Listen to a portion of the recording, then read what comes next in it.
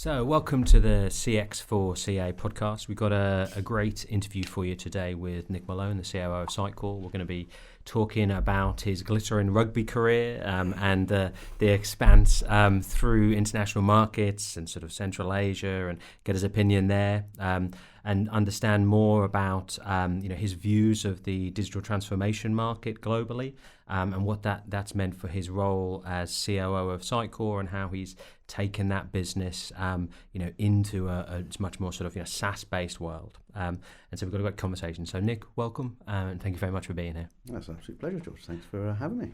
So Nick, maybe we could just start off. For those that don't know, you're the CEO of Sitecore. Maybe you could just tell us a bit about Sitecore and who they are and what they do. Yeah, so Sitecore. Well, I guess we're in the customer experience business. That's our thing, and I guess with a digital flavour to it.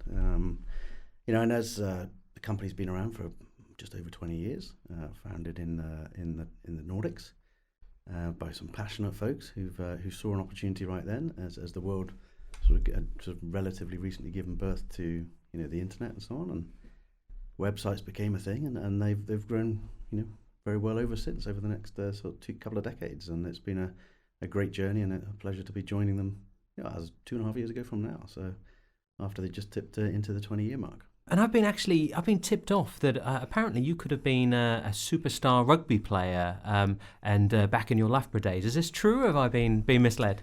Marginally misled, George. My rugby, I thoroughly enjoyed it. Played a lot of it. Enjoyed every moment on the pitch. Broke a few bones along the way. It was good fun. Yours or other people's? Predominantly mine, actually. It wasn't the plan, but no, it was good fun. Did a lot of rugby.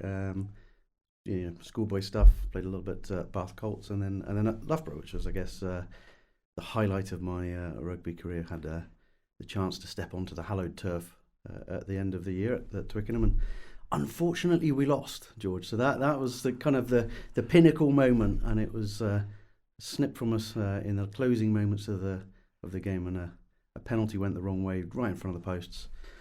And that was the end of that. We got pipped at the post. Do you ever, quite literally, and do you ever sort of find yourself waking up at 2 a.m. in the morning just remembering that sort of, that penalty as your sort of your glory days, your one opportunity? To be fair, it's one of the very few moments of my career, both either sport or otherwise, where I've seen 15, I think we could call us grown men at that point, in our early 20s. Yeah, a little bit teary in that moment. It was that's the bit I reflect on. It was a very emotional day. Having sort of worked all the way through the seasons to get to that point. But nevertheless, a fantastic experience. Great to see. There wasn't 85,000 people in the stadium, but there were probably 4,000 or 5,000 students, parents, and the like. So it was a good atmosphere. I suppose, and I interviewed a colleague of yours, Lee, who had a similar sort of story around sort of football, and I suppose I was taken by that, and probably by your example as well, of actually there'd be many people out there who are genuinely sort of deciding whether to go into business and sort of follow that sort of part of their persona, or actually sort of take a tilt at a professional game. And I don't know whether you ever felt like you were genuinely ever sort of good enough to make it, but you must have been pretty good to be playing in those games. You were never tempted to kind of have a go for a few years and sort of see if you could make it?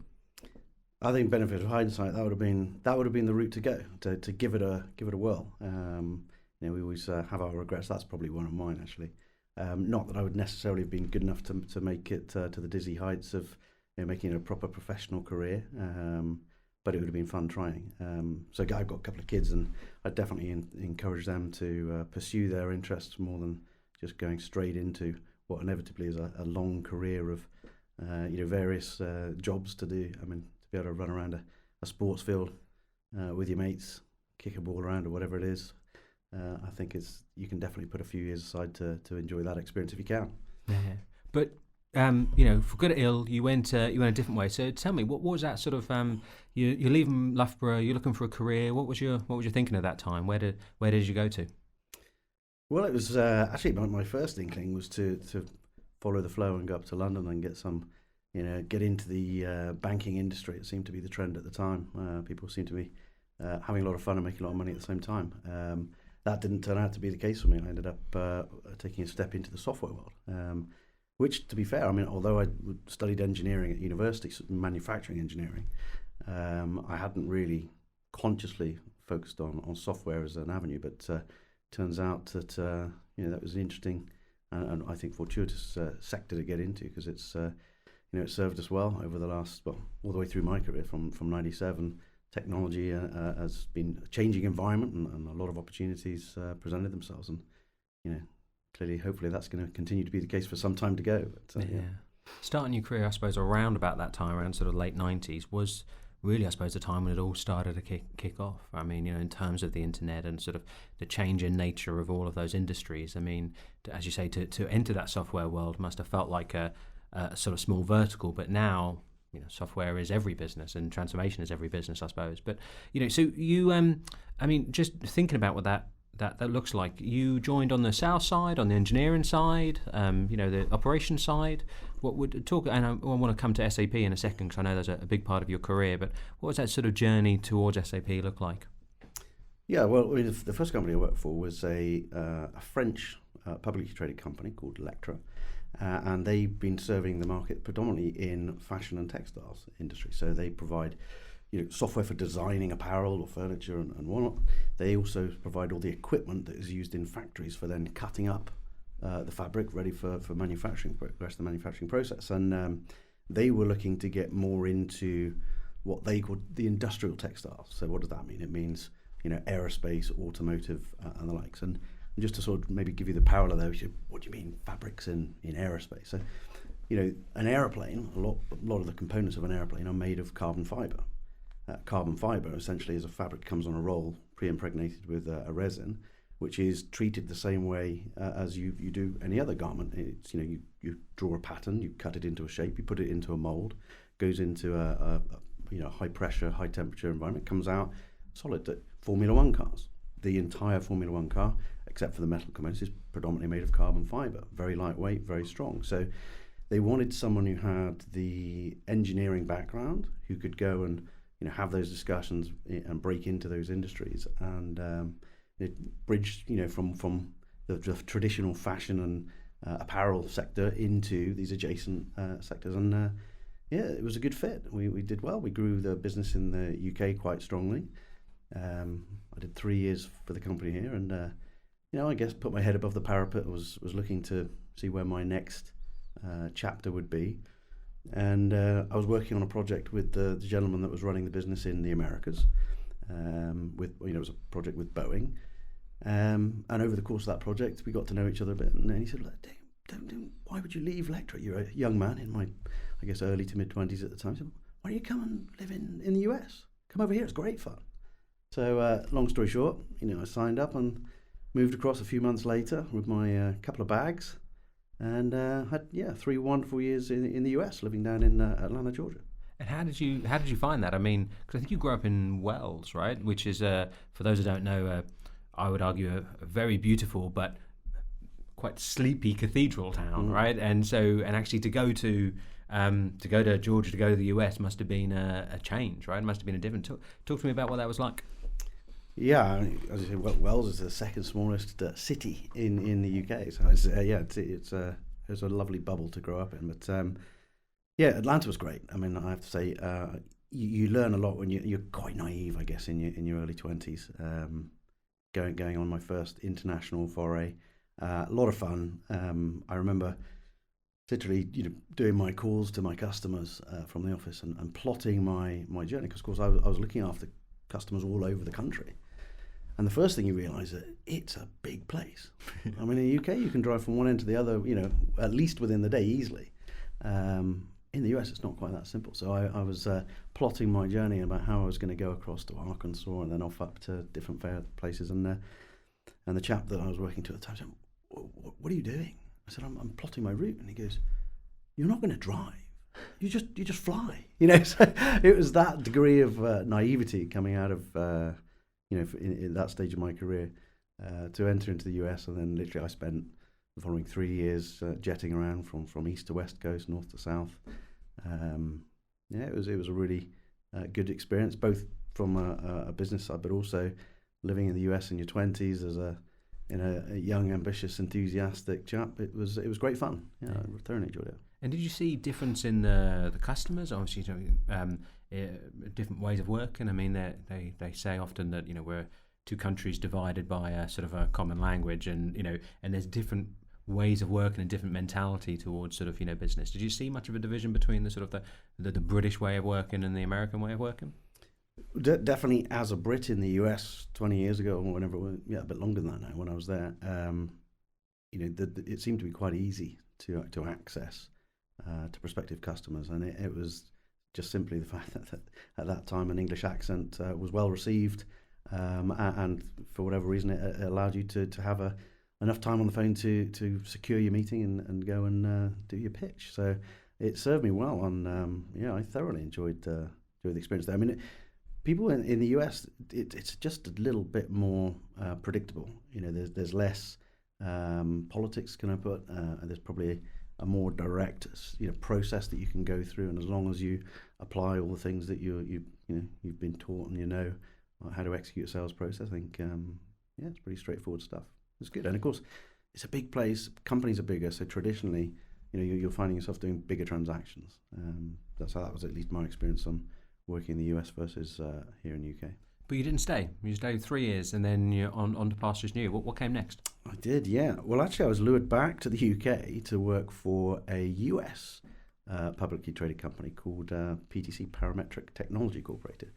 Again, in the software world, they do the 3D modeling software and lifecycle management. So it was again leveraging, I guess, my knowledge and experience of engineering. That was what we were pitching.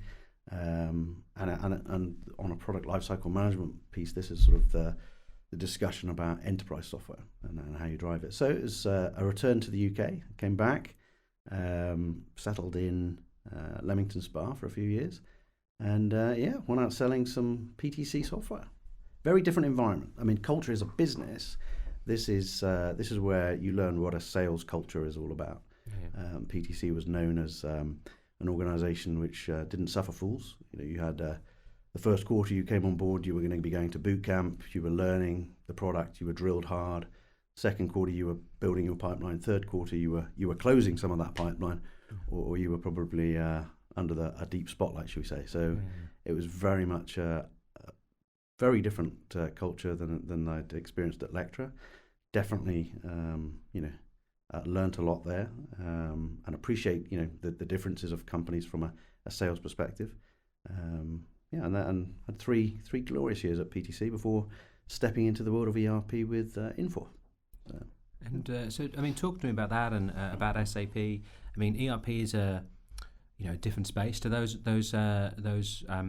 previous businesses, but was very buoyant at that time, right, in the sort of the early 2000s.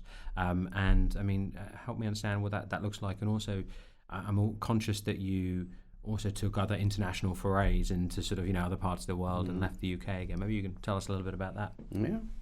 Well, Infor, I guess it was a private equity backed firm that was growing predominantly through acquisition. They were acquiring companies with different enterprise applications, be it Barn or BPIX or what have you. They basically pulled together a portfolio of products, and they were growing quite nicely. But there was very much a different business model there, and the challenge for someone coming into that company at that time was that the brand was unknown. So as a sales guy, that was quite challenging, because you're trying to sell. You had to get your access to the C-suite, because you're talking about ERP software that's fairly big ticket items, committee decisions with lots of different stakeholders, but you're an unknown brand. Some of the brands that Infor had acquired were still known well, but perhaps were deemed more legacy than anything else. So it was tough sell, and I didn't really truly appreciate that until 3 years later I moved to SAP, which was a very different experience. When you'd be on an airplane, someone would say to you, "Who do you work for?" When I was at Infor, it was Infor. We do ERP, INFOR.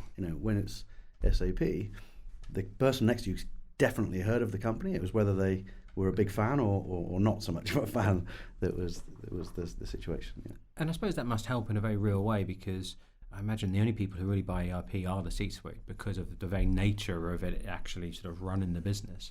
And so that kind of name recognition, unless you're sort of an early adopting business, they're going to want to, it's like, people want Pepsi or Coke, right? They're going to want the number one, number two sort of player in the market. So it must be hard for the Inforce as well to break in as a sort of a challenger brand into that space. Is that fair? Yeah, I think it's always more difficult to win against an established brand, which is why companies try to identify a particular niche area to get their dominance, whether it be an industry-specific move or if they're looking in a new geography to establish a beachhead. But definitely in the case of Infor, the business had evolved, and that because they had some fairly ambitious growth objectives, and then seeking to, I guess, to monetize that at some point. The strategy was different than a company, if you think of SAP, or if you think of Sitecore, company that's truly trying to drive innovation and push the boundaries of the next curve. It's a different proposition, it's a different mindset, it's a different culture that comes with that. So. Yeah. And I mean, as you say, SAP was large. I mean, at the time would have been probably the second largest software business in the world, right? And so it's huge. I mean, what was your part of it? What was your niche? How did you find your part of SAP, and what did you get up to there? Good question. So, I had 2 chapters at SAP. The first one was possibly the most interesting. That was the first challenge, was to go and run the business in Central Asia, which was a shot out of the blue, really. You didn't know anything about Central Asia? Didn't know anything about Central Asia at all, actually. So obviously, first question I had to do was go and do a bit of research. But no, how did it come about? There was a gentleman who was actually my current boss, Steve Dukakis, was looking after the CIS region, so that former Soviet region for SAP. And geographically, the business was predominantly in Russia. But there's a lot of landmass that goes around that. And Steve's query was, there must be business there.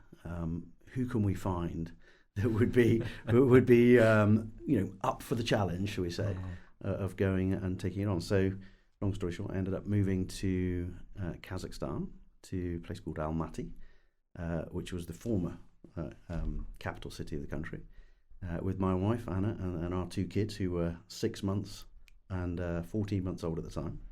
So that'll tell you a little bit about the character of my wife. We jumped on a plane and off we went, and it was definitely a growth experience, shall we say. I mean, it's an environment, just to give you sort of, firstly, the geography is big. I mean, it's the 9th largest country on the planet, so it's to the southern border of Russia and borders to China to the east. It's landlocked. It also sits, or Almaty sits on a fault line, so subject to earthquakes.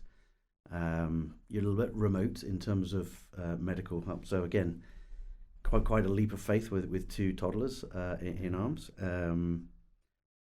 But it was interesting. I mean, the climate was -40 in the average, -40 in the winter, +40 in the summer.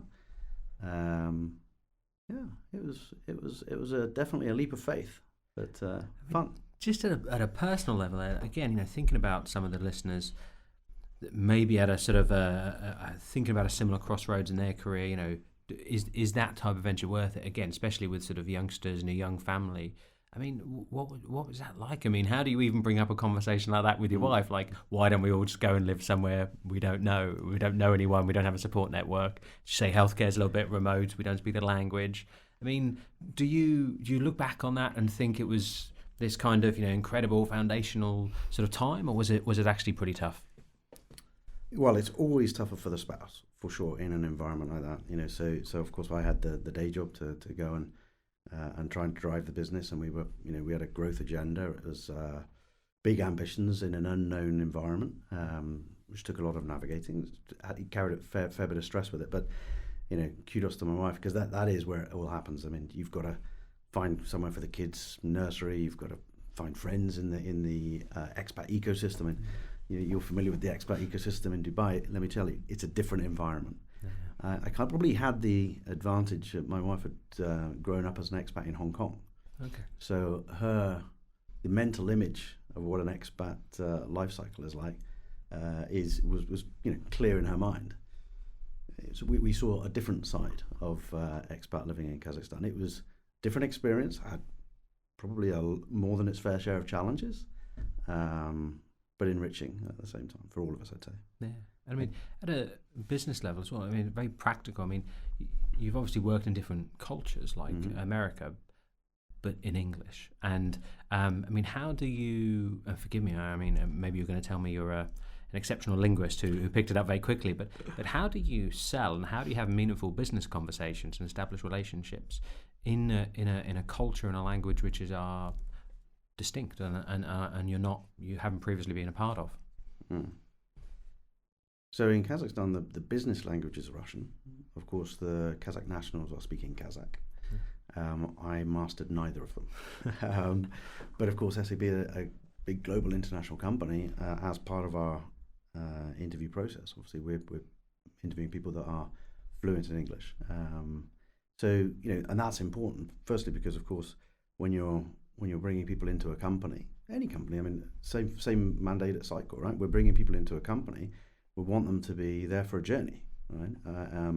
And if you want to have a journey that doesn't have international boundaries, or you want to go and have the opportunity to work overseas, you need to be able to command the English language. It's just that global passport, as it were, to wherever you want to go. So we employed a really good team of people there. I had the pleasure of bringing on some really talented folks who, it was a big aspiration for folks in that region to be employed by such a big blue chip as SAP.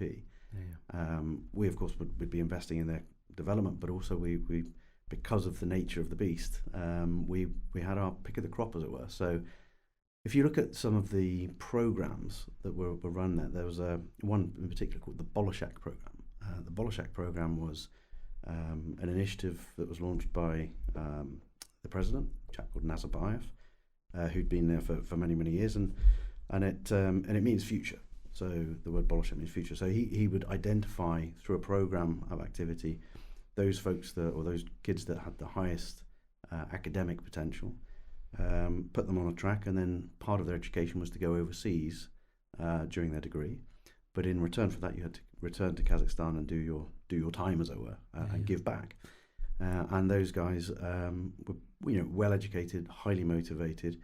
And Kazakhstan is quite a small community in the grand scheme of things by population, and so therefore because of the nature of the environment which they're in, they had their network with which they operated as well. So by bringing in young talent who were willing to learn, investing in that environment meant that actually we made them very successful. And all we had to do was reframe what's the art of the possible, help them to educate the leaders in industry in the country, and we had a very enjoyable growth journey. It was phenomenal.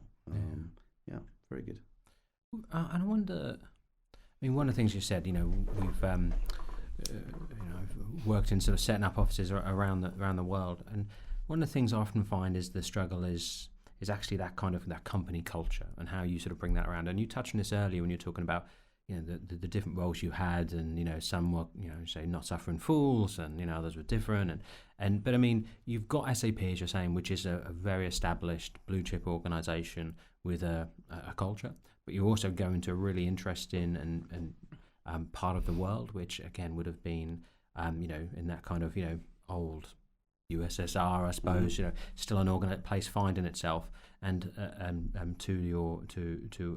as you're describing, you've got a kind of an emerging economy there anyway, and a group of sort of young but promising superstars. I mean, how do you not just recruit the talent, I suppose, but how do you actually nurture them into a culture which is part of their region, but also distinctly something SAP would recognise and effective? Well, first and foremost, it's about the values, right? And in certain geographies around the world, especially where there's emerging markets or there's different dynamic culture there and business culture, there are sort of working practices that are deemed to be acceptable, perhaps locally, that would not be deemed to be acceptable by a publicly traded, software firm like SAP and or other international brands like Sitecore, right? So the first and foremost, we had a very strong leaning to our values, which is of course to do business as we would anywhere else in the world. transparently delivering on the promise, making sure that we lived to that. And it was challenging. We had a partner ecosystems who are used to working in a local environment, and we set very high standards.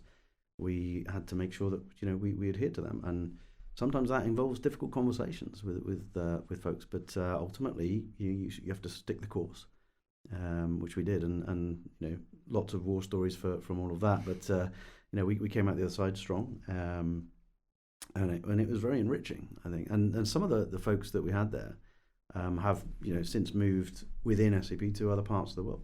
One or two went over to Dubai, one or two that came into Europe, into Ireland, and so on. So we kind of delivered on the promise back to those guys that if you're successful and you play by the rules in your local country, then there's opportunity for you internationally. But to your point earlier, like, how do you communicate with C-suite customers when you don't speak the language?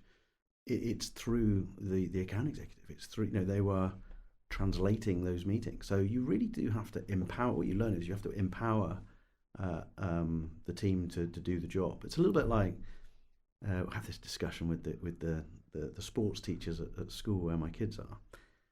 So during the practice sessions, you coach kids, and when they make a mistake, you stop the game, you explain the mistake, and so on, of course. But when it comes to a match against the school around the corner, you can't be standing on the sideline bellowing out instructions left, right, and centre.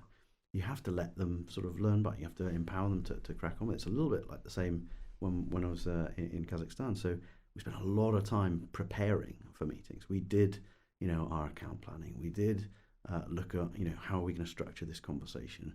Who are the people we need to influence? What's the message to each of them? We went through we call it the basics. The things that we can quite easily forget, that there is a best practice that you can employ. So we did a lot of preparation, and then the guys executed, and sometimes we executed perfectly, and other times we reflected deeply after the meeting, but altogether it was great. So for me as someone who was in their country, not mastering their language, shame on me for not doing that, but it forced the issue. It forced that you have to hire well, trust that they can do the job, empower them to do it, and hold them accountable for the outcome. And that recipe seemed to serve me well.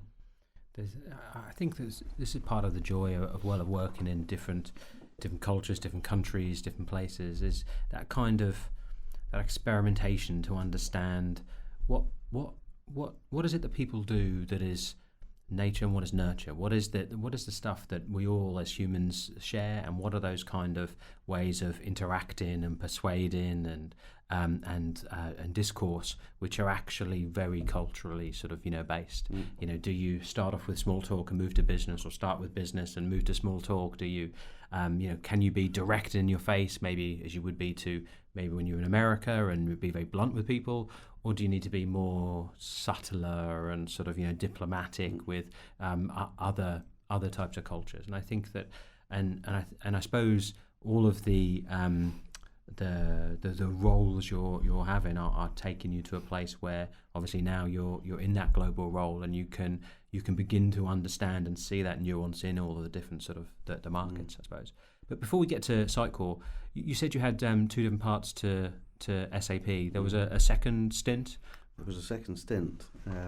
So between the first and the second stint, actually, the story continues in Kazakhstan. Actually, so as I said, I'd empowered the team to make sure that we were able to sell to our customers, but to actually have impact at a national level. We had big ambitions, right? So we also bring in some of our executives who would fly in to meet state dignitaries in the country. We managed to get, our regional president at the time, a chap by the name of Frank Cohen. He came in on a couple of 3 occasions to meet with ministers of various entities, and drove us, supported us in raising the profile of our ambition of what technology could offer the state. Anyway, long story short, I was leaving the country to take on a new challenge within SAP. But had the opportunity to present at long last to the chief executive of the National Sovereign Welfare Fund, a company called Samruk Kazina. So Samric is a holding company, a sovereign fund. It had, at the time, it was about 350,000 people. It was a $60 billion business, and it had, the national rail, national oil company, utilities, and everything was in there. So very small. So we've been selling to the various entities for over the course of time for a number of years. What we wanted to do was help to transform the country, and fortuitously, the president had described in a formal document the necessity for the company to diversify away from fossil fuels. So we took that and drafted a proposal that said, listen, here's the theory. If you can adopt technology to better run the assets that you have today, better run your oil company, you'll save a load of money. You can run more efficiently. But more importantly, you're going to build the local talent, which they called local content. You're going to build the skill set into the local people to be able to establish and grow and scale IT services at a much faster rate than you are now. So there's like an injection of energy into that sector. And then at some point down the line, you'll be able to service the surrounding countries who are also asset rich, but perhaps a little bit not quite as mature as Kazakhstan back at the time.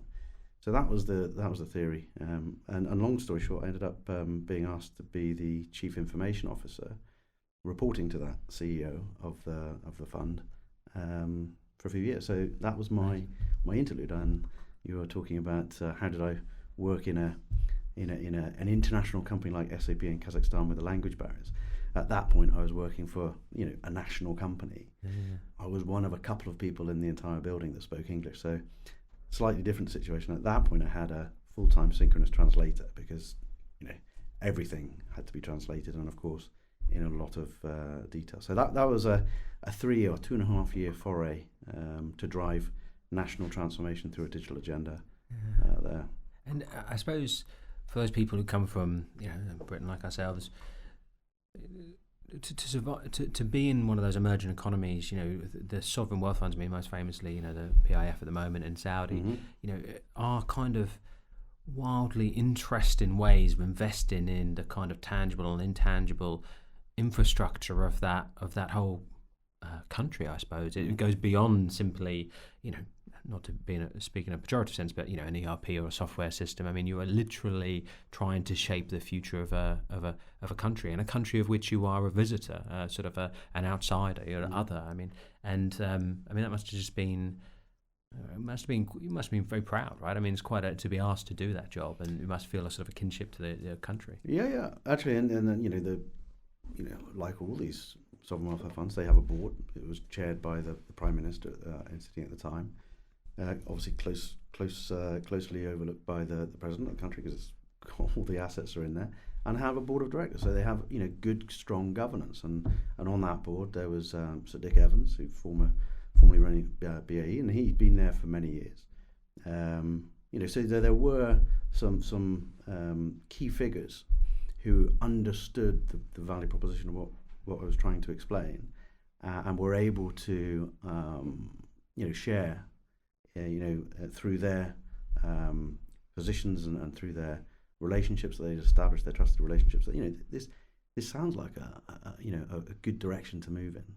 But it was a phenomenal experience, and again an extraordinary challenge.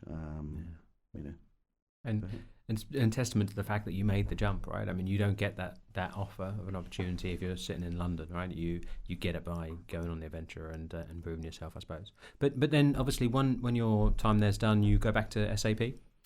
Yeah, back to SAP. It wasn't my planned route, to be honest. I'd done my time in Kazakhstan. We returned back to the UK. I think my wife had endured enough of Central Asia by that time, and kids were growing up.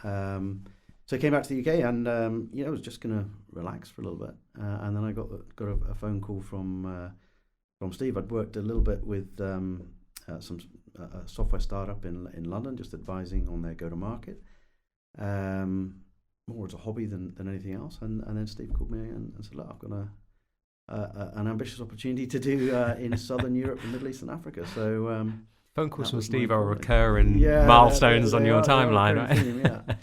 So I took on the role for him, and it was SAP as a company is, its brand is in large, big companies running big ERP systems around the world. So of course, what he asked me to look after was the opposite end of the spectrum, which is the SMB business, or general business as it was termed, which is looking after companies who are, no revenue no more than 500 million a year. So very different,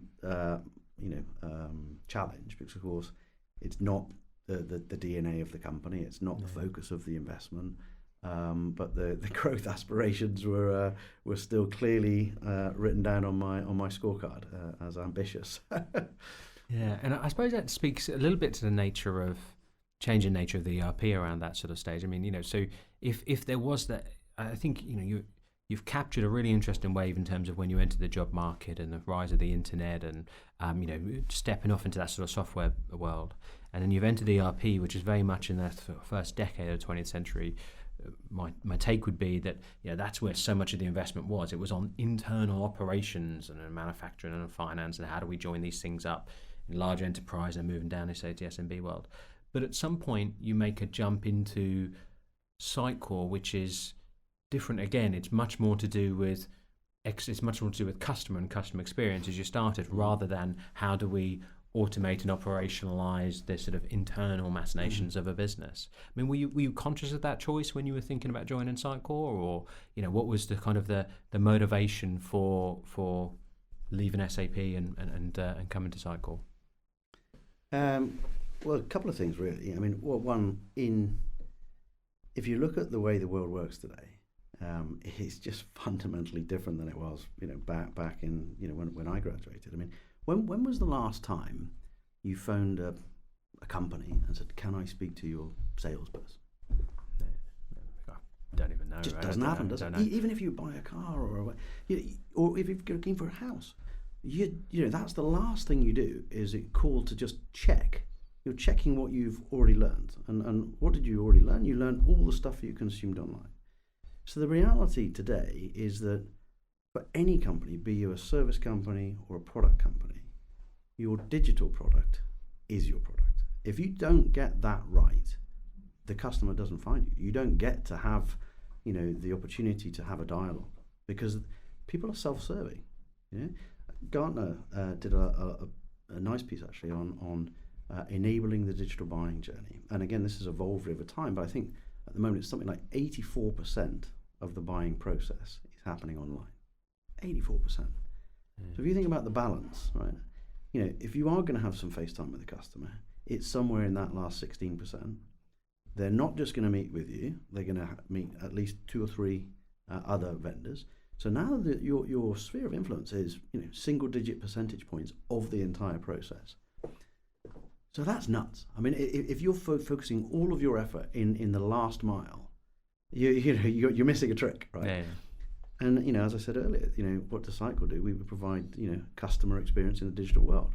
So all of that content, all of that customer experience has evolved. If you think back to when Sitecore was born, helping people to have a web presence, a website, that was it was a step into the right direction. It was modernization, and of course over the 20 years that's followed, Sitecore has evolved and built the product offering, and it's been a market leader over and over and over again. And of course, a couple of years ago, 2.5 years ago, we reached a point where we said, we reached almost an inflection point, which is we now need to establish a new category for ourselves, disrupt ourselves, and take all of the wonderful stuff that we do, knowing that it's no longer enough to be online. You used to have to be online, was just the thing. Now you've got to win online. Well, to win online, you've got to do more than just be there. You've got to be able to provide, those experiences that are stand out. And we all have, as consumers, a higher bar. The bar gets higher every day as to what we expect. And Sitecore, I think, has placed really well, especially with the investments we've made in the last couple of 3 years, to be brave enough, first and foremost, to take on the mantle and say, we are going to disrupt our own market.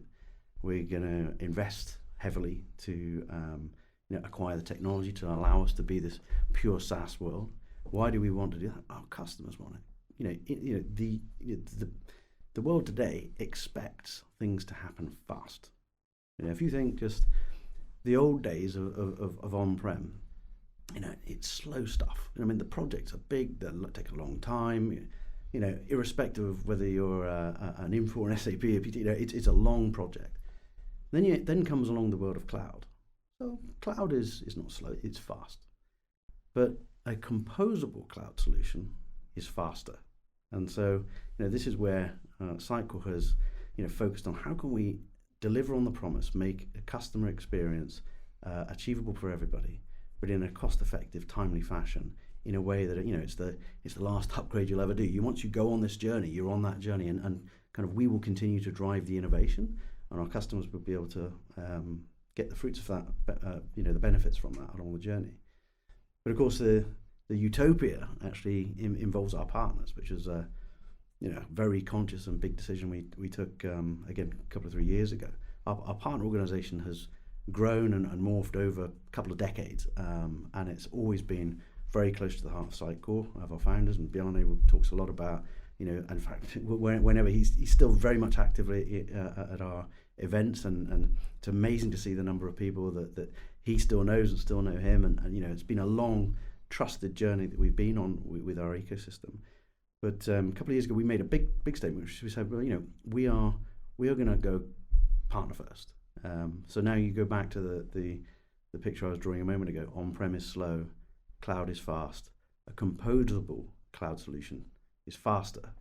But Utopia is a partner pre-configured solution to solve an industry-specific problem using the composable SaaS solution. That delivers even faster time to benefit for our customers, and helps our partners differentiate, and not only with Sitecore, but differentiate in the market as a whole. So, that's the kind of journey we've been on.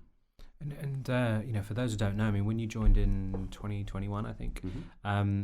I mean, as you've touched on, I mean, there was an ambition at one level to be that kind of have that early mover advantage in terms of embracing that new sort of composable future. Because I mean, as you've said, over its 20-year history, Sitecore is one of only two organisations who've always consistently been in that upper quadrant for Gartner and for other analysts. And it's done that by continually disrupting itself and continually leading the field. Mm. And as you're alluding, in 2021, there was this kind of opportunity to disrupt again and take that position, and which now is, I think, the first sort of end-to-end solution, composable solution.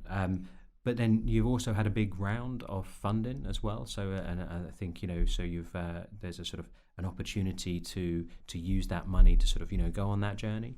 And as you said, you need to make a set of strategic decisions about how do you because you're not you're joining as a COO, you're not building the product per se, and you're not actually out there selling the product, but you need to create the organization or sort of evolve the organization to be able to give you that competitive advantage. I mean, what were the sort of things in your mind when you sort of took on the job, thinking back through, SAP and all those sort of other things that you were saying to yourself, okay, this is what we need to do to disrupt ourselves and the operations of this Sitecore business?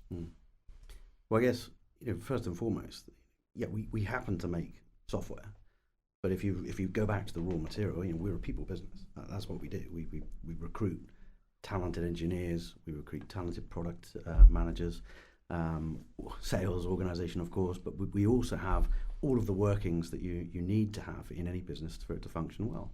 And COO roles vary, I guess, for different companies, different roles. For me, it's quite a broad remit. I have everything from operations. At one point, I initiated obviously our partner program and the transformation of that. We have our enterprise technology group, product support. Now I have the services, corporate mergers and acquisitions. So it's a broad remit, and I think from a leadership perspective, the challenge I had on day one was what's the common thread, the common denominator for my leadership team, for this group of people. We're 505 people, so 505 out of the near 2,000 Sitecoreans sit in my organisation, but we're this beautifully rich, eclectic mix of folks from all different backgrounds, all different remits, and of course we're geographically very diverse as well, because we have support hubs in in Sofia, Kuala Lumpur. We have operations that still in Ukraine. We still have some folks that are there. In Gatineau, we have commercial hubs in Manchester, just north of Boston, and in Dublin, Ireland. So we've got this beautifully eclectic mix of people, and that's really one of the core things I think that differentiates us as an organisation. But that common denominator, we call it our team mantra, is that we all deliver on the promise. So whether you're ET, well, we call it enterprise technology, but the traditional IT function. If you're servicing tickets from, which we get a lot of, tickets from folks across the business, or if you're implementing, new security standards for our business, critical for us to, in today's world, we've got to be very cognizant about how we operate our business securely in a trusted environment, look after our employees, look after our customers, and so on. When you look at the operations, operations is key to how we drive the business, giving us the insights to make actionable decisions is important. So, when I think about all of those different functions, coming together to go on a journey has been important, because going from on-premise to a SaaS, on-premise to subscription to SaaS requires an awful lot of lift behind the scenes to make that happen. New process definition, new technology, new workflows, different processes that we didn't have before. You look at our organization today, we have a customer success team. It wasn't there 5 years ago. It was a different model. We had services, of course, to work and deliver our solutions to the customers hand in hand with our partners. But now we have a customer success organization. Their day job is to make sure that our customers are using the software and getting the best out of it. They're adopting all the features, not just a few of them, drive the value. It's a different setup than it's before. Our support organization is 24/7. We've just over 200 people that are running to look after our customers 24/7, 365 days a year. And again, that's a different world. When you go from, we had 3 platform products. We now have a portfolio of, including those 3 platforms. We also have now a portfolio of another 10 or 12 SaaS products. So it's evolving. That's part of the excitement of the journey. Is, of course, it's moving, it's evolving. We've had to inject a lot of energy into doing that, but it comes with people. We acquired 4 or 5 companies 2.5 years ago, and it was actually quite interesting. I'll share this soundbite with you. It was, as a leadership team prior to the acquisitions, we got together and we knew that we had to transform. We knew that we would have to fundamentally change the way we run the business to ensure that we operated at the top in the top quartile across many of the indexes, gross retention, net retention, all of the customer satisfaction. So we knew that we would have to evolve. So we had to make a decision. Do we transform the business and then acquire technology to build out our SaaS vision, or do we acquire the companies first and then transform?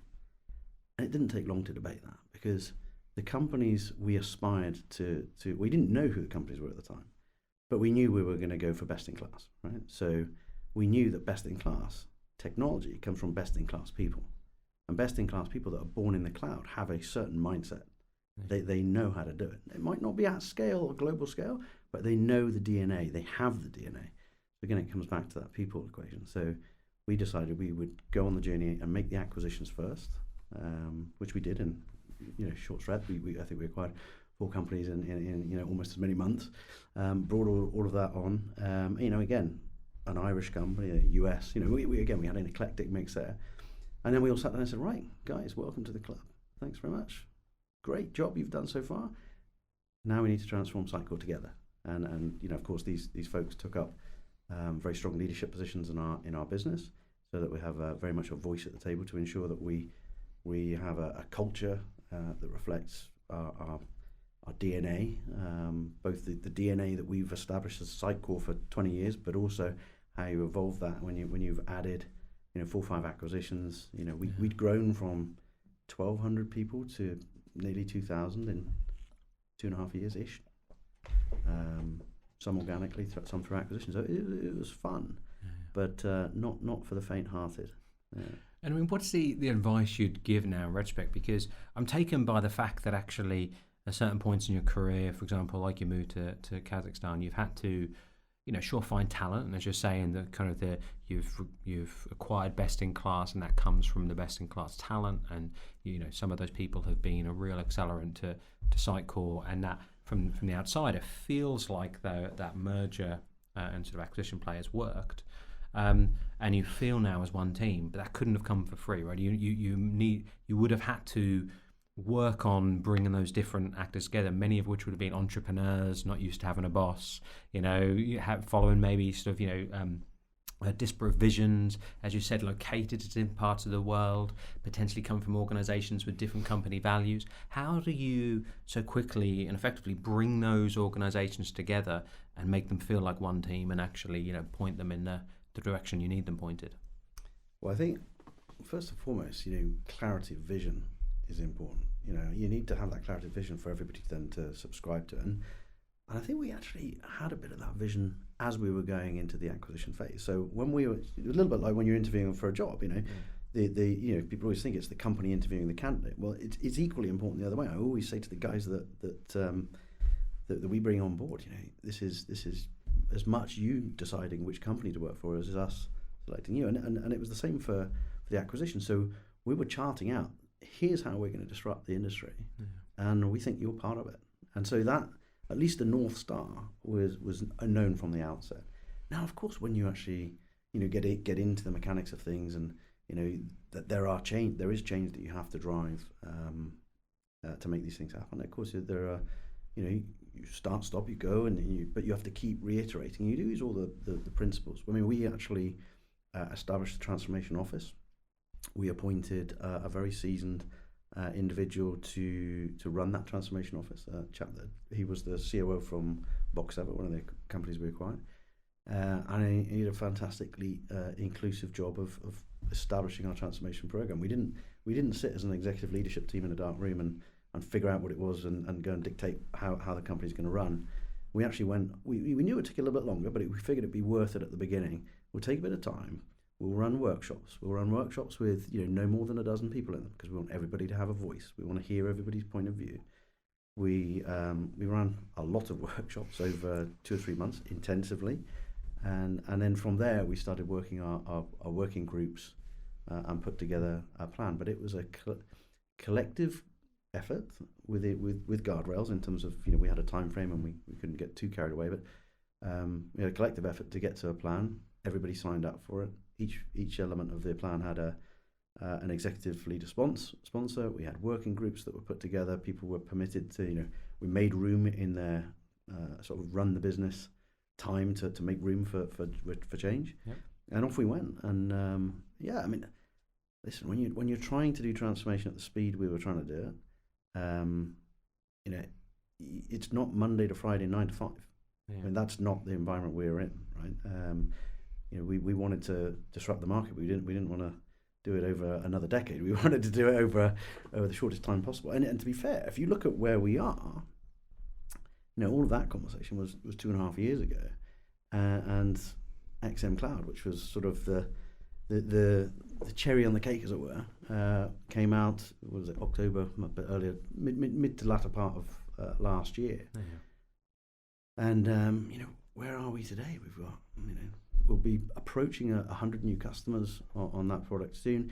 And the reality is that everything we did over the last 2.5 years, acquiring companies, embedding them into our organization, hiring new people into building new products, all of that stuff, reimagining our partner ecosystem, building an enablement function, all of these things were to get us to where we sit literally now.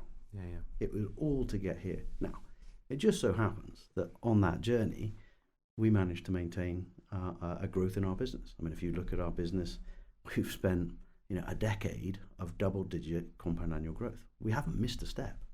And if you think about what's happened over the last decade, we've had the COVIDs, we've had the challenges of the economic environment as we see it even today. But we've managed to maintain our trajectory in a growth direction all the way through that. And as I said, it was to get to where we are. So if you ask me, what are my thoughts looking forward? I say, George, we've just the starting whistle's just gone, right? It's only just starting. I mean, everything we've done was to get to this point, a full end-to-end SaaS portfolio that disrupts the market. We have it.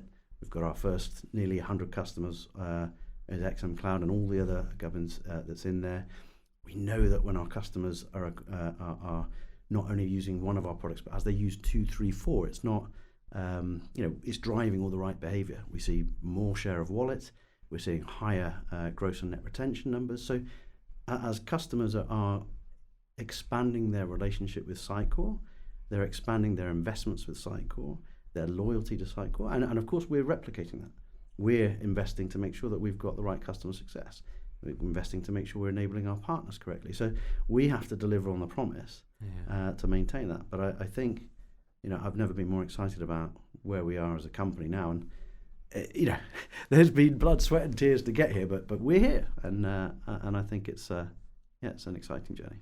And for any Sitecore customers that have maybe been around for a while and whose previous or indeed existing relationship with Sitecore has maybe been much more of that kind of on-prem or even sort of subscription type relationship, maybe you can help them understand not so much the sort of the technical challenge of moving or anything like that, but what is the different type of relationship they will have with Sitecore when they're using the SaaS-based products? And you're no longer just giving them a CD. Effectively, you are actually operating parts of their business, their customer experience, the very way, as you said, that they gain competitive advantage through that customer experience, through the 84%, I believe you said, of of the way they're communicating with their customers. They're going to have to trust you and have a deeper relationship, I think, with you as Sitecore.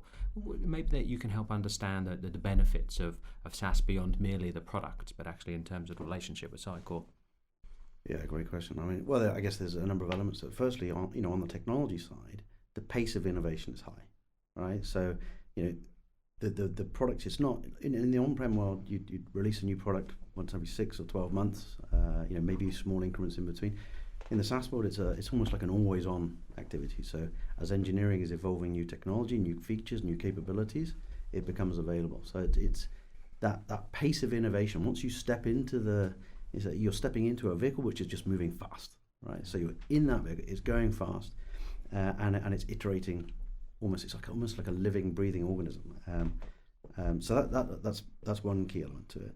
The second thing, of course, is a lot of the things that perhaps the CMO's not got front and foremost, but the CIO is around security, right? So we've got to make sure that we've got a product which is absolutely ticking all the boxes as it relates to the security of technology, because companies are putting their trust in us. We've got to make sure that we've got the right infrastructure. And of course, we partner with, we're not an infrastructure company. We partner with the best infrastructure companies in the world, the Microsofts and AWS of the world, to make sure that we've got the stack from top to bottom.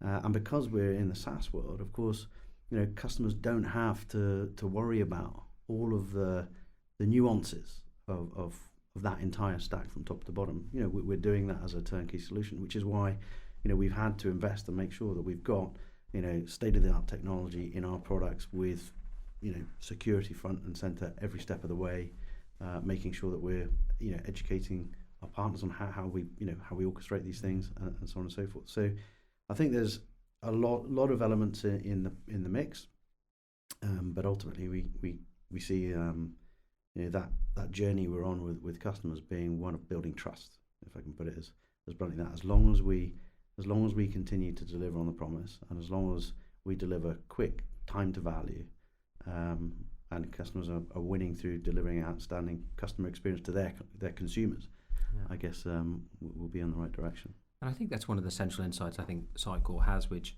I'm not entirely sure everyone understands, is thinking back to your first job selling sheets of carbon fiber to space shuttles and Formula One and whatever. The guy running that business has grown up and spent 40 years in his career or her career understanding carbon fiber and has a human sales force going out having those conversations. And now, over the course of your career, over the course of less than a generation, that CEO now is in a world where it's no longer he or she no longer needs to just understand about carbon fiber and about its manufacture and hire enough people to go out and sell it, but needs to be able to fundamentally communicate with customers in a different way for the very reasons you're sort of articulating.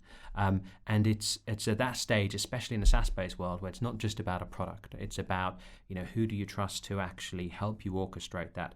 And to your point, bringing together the insights about not just code, but not just security, but about industry and about best practice and about design and about those different sort of cultures and multi-language and all those reasons why you choose an enterprise piece of technology like Sitecore rather than some Frankenstein's monster of open source or whatever it might be. And I suppose it's that type of thing that I think, and to your point about customer success, the Sitecore's really excelled at, and I think sets them up.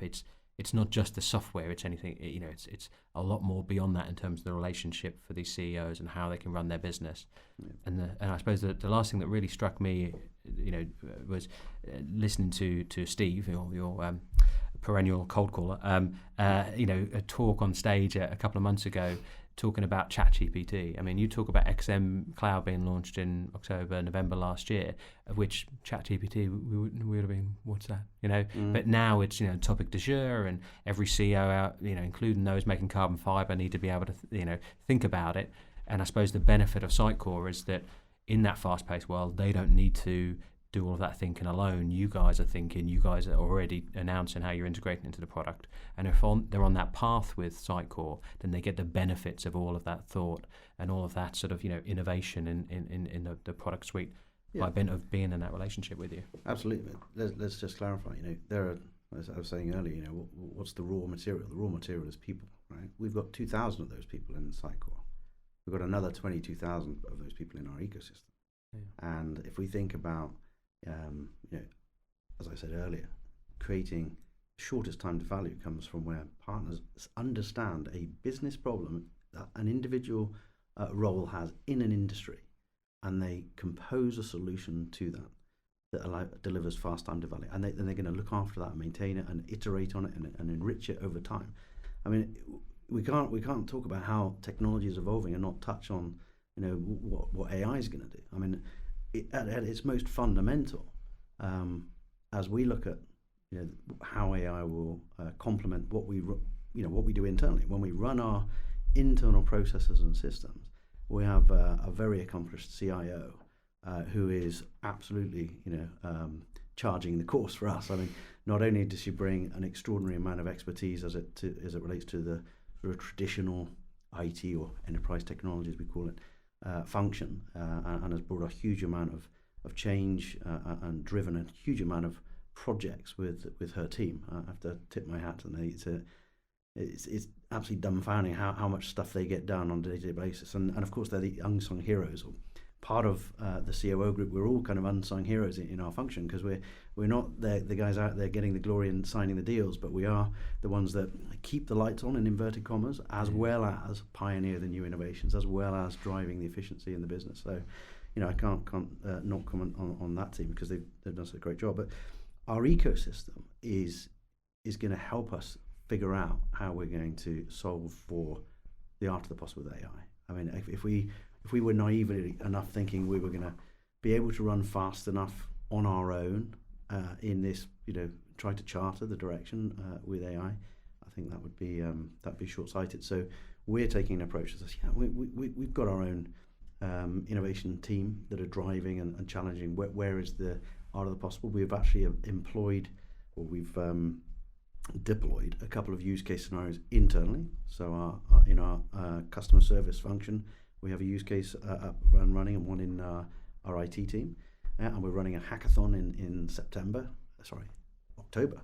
Yeah, hackathon in October, where we've got everybody's come to the table with some new ideas of how they want to deploy internally, new use cases, and then of course we've got to look at how do we build AI into our product, and how do we enable our products to be open enough to allow our ecosystem to dream up the art of the possible and extend the Sitecore offering hand in hand with use case scenarios. So I think it's going to be an interesting journey, this one. And what's you've talked about those two sort of concentric circles of the 2,000 Sitecoreans and the 22,000 in sort of the wider ecosystem partner network. And what's your advice to them in the future as you look forward? I mean, what's your advice as to sort of the sorts of things they should be looking at and the sort of ways you want them to be partnering with you or working internally? Partners, you think?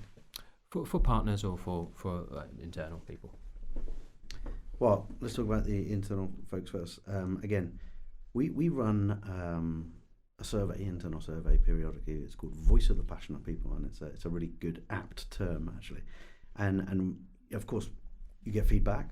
Some of the feedback is extremely positive. Some of the feedback shows you areas that you can improve on. And one of them was career pathing.